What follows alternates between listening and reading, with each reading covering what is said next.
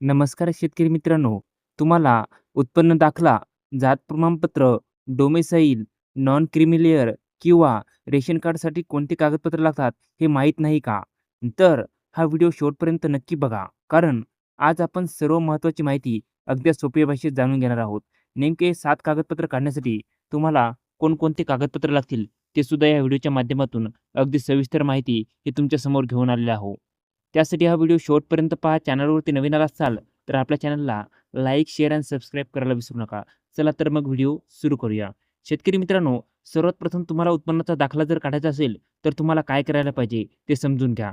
शेतकरी मित्रांनो, उत्पन्नाचा दाखला काढण्यासाठी तुम्हाला खालील कागदपत्राची गरज लागेल. कोणकोणती कागदपत्रे लागतात ते आता बघून घ्या.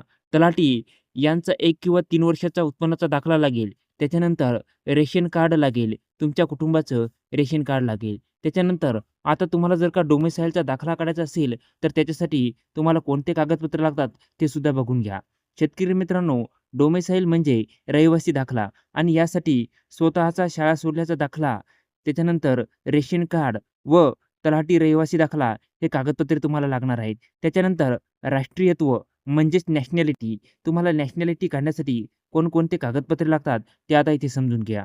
राष्ट्रीयत्व प्रमाणपत्रासाठी लागणारी कागदपत्रे म्हणजे स्वतःचा शाळेचा दाखला, त्याच्यानंतर रेशन कार्ड, तसेच तलाठी रहिवासी दाखला व डोमिसाईलची झेरॉक्स इत्यादी कागदपत्रे तुम्हाला नॅशनॅलिटी काढण्यासाठी तुम्हाला लागणार आहेत.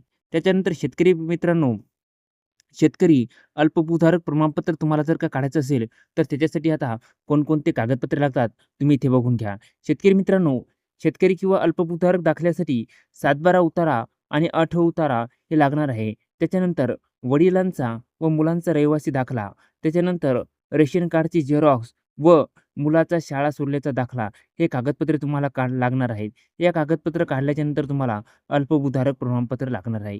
त्याच्यानंतर शेतकरी मित्रांनो, विभक्त शिधापत्रिका. जर तुम्हाला वेगळी रेशन कार्ड म्हणजे विभक्त शिधापत्रिका काढायची असेल, तर तुम्हाला हे डॉक्युमेंट लागणार आहेत. मग कोणकोणते डॉक्युमेंट लागणार आहेत ते आता समजून घेऊया. नाव कमी करण्याचा दाखला, त्याच्यानंतर नाव कमी झालेली झेरॉक्स, त्याच्यानंतर रहिवासी दाखला, उत्पन्नाचा दाखला, आधार कार्ड किंवा मतदान ओळखपत्र, घराचा 7/12 उतारा, त्याच्यानंतर मुलांचे जन्मदाखले, त्याच्यानंतर चौकशी अहवाल, प्रतिज्ञापत्र, त्याच्यानंतर बँक पासबुकची झेरॉक्स आणि 3 पासपोर्ट साइज फोटो इत्यादी कागदपत्रे तुम्हाला लागणार आहेत.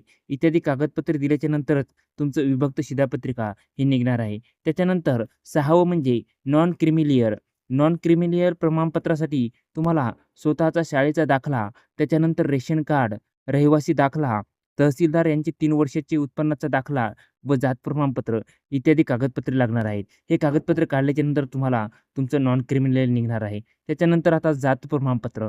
जात प्रमाणपत्रासाठी सर्वात महत्त्वाचे डॉक्युमेंट म्हणजे स्वतःचा शाळेचा दाखला, वडिलांचा शाळेचा दाखला, जुने पुरावे जे काही असतील तुमच्याकडे ते पुरावे, त्याच्यानंतर रेशन कार्ड, त्याच्यानंतर रहिवासी दाखला व जुन्या वर्षाचे जात पुरावे इत्यादी कागदपत्रे तुम्हाला लागणार आहेत. हे कागदपत्रे काढल्याच्यानंतर तुमचं जात प्रमाणपत्र हे निघणार आहे. तर शेतकरी मित्रांनो, ही माहिती तुम्हाला उपयोगी वाटलीच असेल, तर या व्हिडिओला लाईक करा, शेअर करा आणि अशाच सरकारी योजनांच्या व कागदपत्रांच्या माहितीसाठी आपल्या चॅनलला सबस्क्राईब नक्की करा.